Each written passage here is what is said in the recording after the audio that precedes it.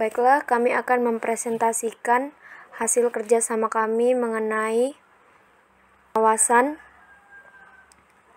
dan pengendalian.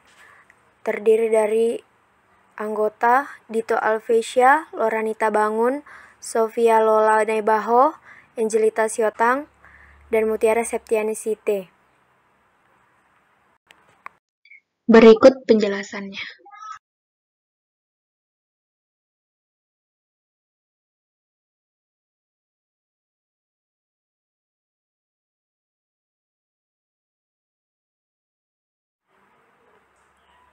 Dasar-dasar proses pengawasan. Kasus-kasus yang sering terjadi dalam banyak organisasi adalah tidak diselenggarakannya suatu penugasan, tidak ditepatinya waktu penyelesaian atau deadline, suatu anggaran yang berlebihan, dan kegiatan-kegiatan lain yang menyimpang dari rencana. Ada banyak sebutan bagi fungsi pengawasan atau controlling, antara lain evaluating, appraising, atau correcting. Sebutan controlling lebih banyak digunakan karena lebih mengandung konotasi yang mencangkup penetapan standar pengukuran kegiatan dan pengendalian tindakan korektif.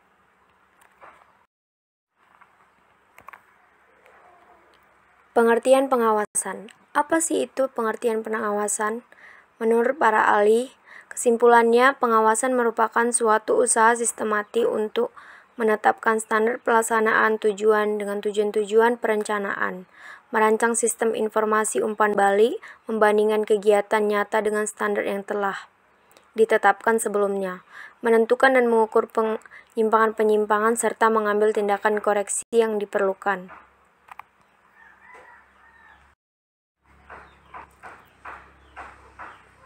Tipe-tipe pengawasan. Preliminary controls dirancang untuk mengantisipasi masalah-masalah atau penyimpangan dari standar atau tujuan dan memungkinkan koreksi dibuat sebelum suatu tahap kegiatan tertentu diselesaikan. Yang kedua, concurrent control. Pengawasan yang terjadi ketika pekerjaan dilaksanakan, memonitor pekerjaan yang berlangsung guna memastikan bahwa sasaran-sasaran telah tercapai. Yang ketiga, feedback control. Pengawasan feedback yaitu mengukur hasil suatu kegiatan yang telah dilaksanakan guna mengukur penyimpangan yang mungkin terjadi dan atau tidak sesuai dengan standar.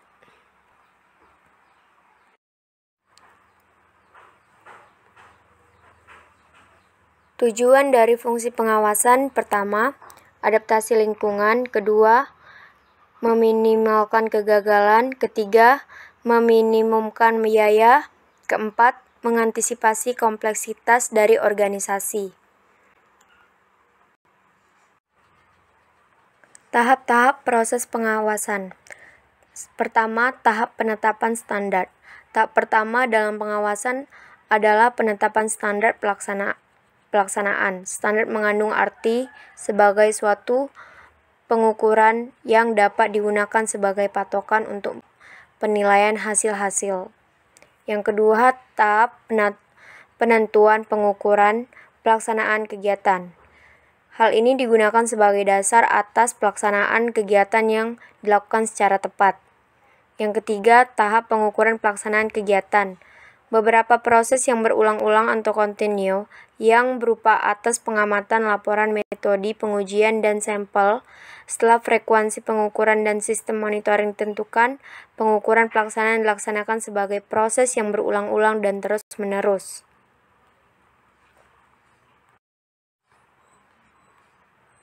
Tahap-tahap proses pengawasan. Tahap yang keempat selanjutnya, tahap pembandingan pelaksanaan dengan standar dan analisa penyimpangan digunakan untuk mengetahui penyebab terjadinya penyimpangan dan menganalisa mengapa bisa terjadi demikian. Juga digunakan sebagai alat pengendalian keputusan bagi manajer. 5. Tahap pengambilan tindakan koreksi bila diketahui dalam pelaksanaannya terjadi penyimpangan di mana perlu ada perbaikan dalam pelaksanaan.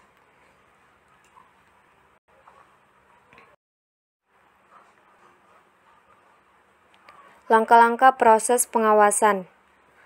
Yang pertama, menetapkan standar karena perencanaan merupakan tolak ukur untuk merancang pengawasan, maka secara logis, hal ini berarti bahwa langkah pertama dalam proses pengawasan adalah penyusunan rencana. B. Mengukur kinerja. Langkah kedua dalam pengawasan adalah mengukur atau mengevaluasi kinerja yang dicapai terhadap standar yang telah ditentukan. C. Memperbaiki penyimpangan. Proses pengawasan tidak lengkap jika tidak ada tindakan perbaikan terhadap penyimpangan-penyimpangan yang terjadi.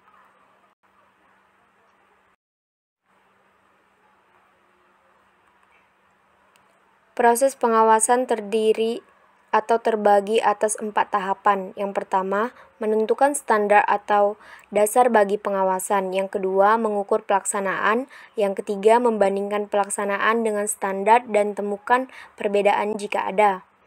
4. Memperbaiki penyimpangan dengan cara-cara tindakan yang tepat.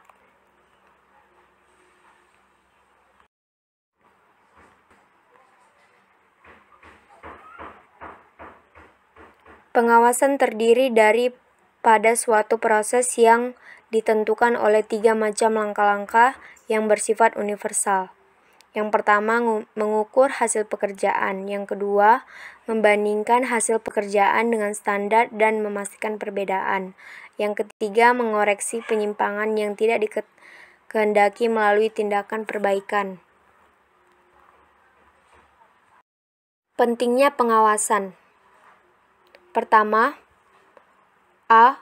Perubahan lingkungan organisasi. B. Meningkatkan kompleksitas organisasi. C. Meminimalisasikan tingginya kesalahan-kesalahan. D. Kebutuhan manajer untuk mendelegasi wewenang. E. Komunikasi. F. Menilai informasi dan mengambil tindakan koreksi.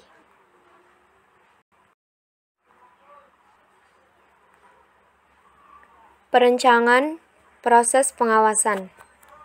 Yang pertama, merumuskan hasil yang diinginkan. Manajer harus merumuskan hasil yang akan dicapai sejelas mungkin. Yang kedua, menetapkan petunjuk hasil. Tujuan pengawasan sebelum dan selama kegiatan dilaksanakan adalah agar manajer dapat mengatasi dan memperbaiki adanya penyimpangan sebelum kegiatan diselesaikan. Yang ketiga, menetapkan standar penunjuk dan hasil. Penetapan standar untuk menunjukkan dan hasil akhir adalah bagian pentingnya perencanaan proses pengawasan.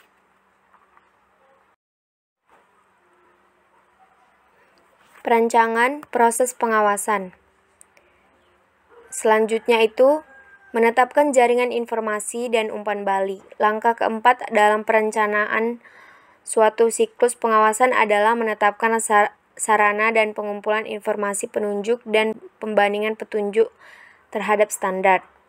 Yang kelima, menilai informasi dan mengambil tindakan koreksi. Langkah terakhir adalah pembandingan menunjuk dengan standar. Penentuan apakah tindakan koreksi perlu diambil dan kemudian pengambilan tindakan.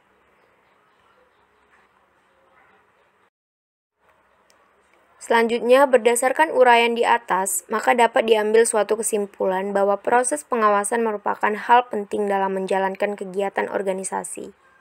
Sebagai salah satu fungsi manajemen, pengawasan yang dilakukan oleh pimpinan organisasi akan memberikan implikasi terhadap pelaksanaan perencanaan. Sehingga pelaksanaan perencanaan akan baik jika pengawasan dilakukan secara baik dan tujuan baru dapat diketahui tercapai dengan baik atau tidak setelah proses pengawasan dilakukan.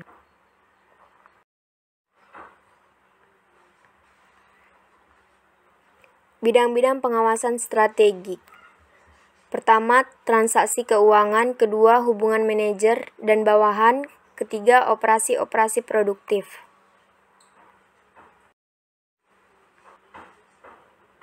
Karakteristik pengawasan yang efektif. Pertama, akurat. Kedua, tepat waktu. Ketiga, objektif. 4, terpusat pada titik-titik pengawasan strategi. 5, realistis secara ekonomi. 6, realistik secara organisasional. 7, koordinasi dengan aliran kerja organisasi. 8 fleksibel, 9 bersifat sebagai penunjuk dan operasional. 10 diterima para anggota organisasi. Pengertian pengendalian. Pengendalian adalah suatu proses pemantauan presentasi dan pengambilan tindakan untuk menjamin hasil yang diharapkan. Sedangkan proses pengendalian manajemen adalah proses di mana manajer pada seluruh tingkatan memastikan bahwa orang-orang yang mereka awasi mengimplementasikan strategi yang dimaksud.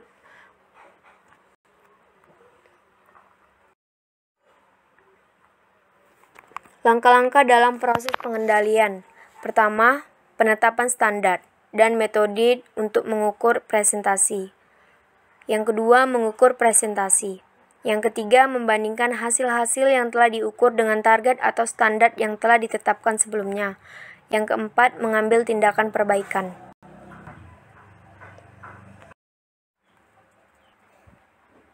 Arti penting pengendalian. Tidaklah mungkin untuk membayangkan adanya perusahaan yang sama sekali tidak melakukan pengendalian dalam arti seluas-luasnya. Pengendalian itu perlu agar perusahaan dapat mencapai tujuannya.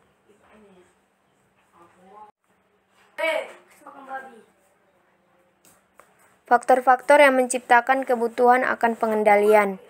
Pertama, perubahan merupakan bagian yang tidak dapat dipisahkan dalam lingkungan organisasi manapun. Kedua, kerumitan yang menambah sifat kompleks organisasi zaman sekarang ialah desentralisasi. Ketiga, kesalahan. Tidak dapat dipungkiri bahwa manusia anggota organisasi juga dapat membuat kesalahan. 4. Delegasi. Hal ini merupakan salah satu manajer untuk menentukan apakah bawahannya melaksanakan tugas yang didelegasikan kepadanya dengan menerapkan sistem pengendalian.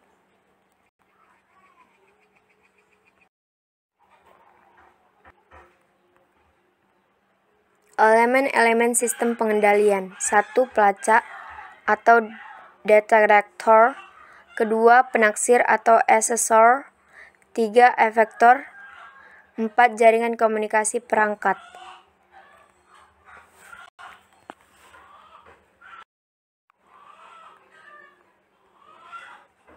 Metode pengendalian. Metode pengendalian organisasi dewasa ini telah menjadi lebih cermat dan tidak lagi mudah. Sebagian diakibatkan oleh penggunaan komputer dalam pengelolaan data. Kita menyadari bahwa pengendalian yang terlalu ketat akan merugikan baik bagi organisasi maupun individu dalam organisasi itu. Pengendalian yang memaksa para anggota organisasi tenggelam dalam tata cara resmi atau terlalu banyak membatasi berbagai perilaku akan mematikan motivasi, merintangi kreativitas, dan akhirnya akan merusak pelaksanaan tugas dalam organisasi. Jenis-jenis metode pengendalian. Yang pertama, pengendalian pratindakan. Yang kedua, pengendalian kemudi. Ketiga, pengendalian penyaringan. Keempat, pengendalian purna tindakan.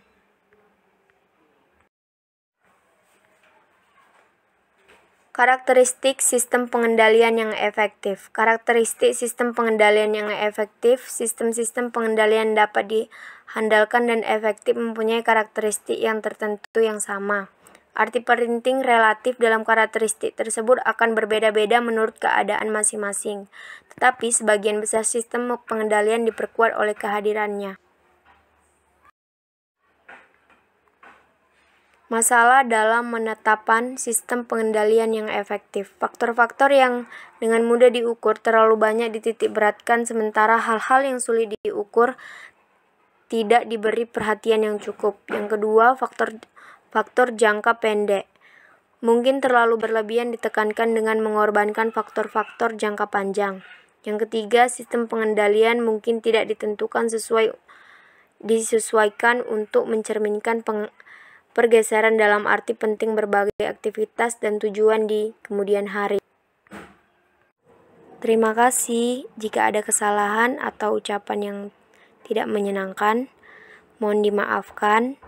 Enjoy!